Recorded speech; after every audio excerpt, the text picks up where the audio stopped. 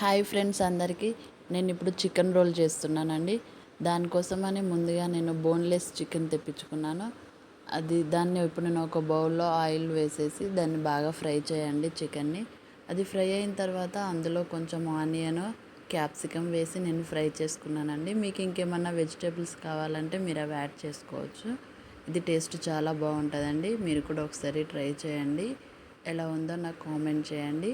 ఇదంతా బాగా ఫ్రై అయిన తర్వాత అందులో కొంచెం సాల్ట్, టేస్ట్కి సరిపడా సాల్ట్ వేసుకోండి.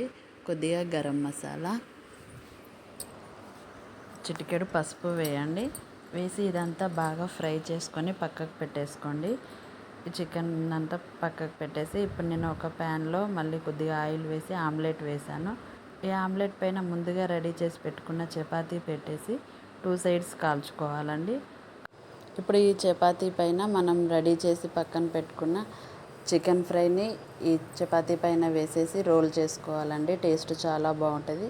మీకు నచ్చితే మైనీస్ అది యాడ్ చేసుకొని తినండి. సూపర్ ఉంటుంది టేస్ట్. నా వీడియో మీకు నచ్చినట్టయితే ఒక లైక్ చేయండి. Okay, bye friends.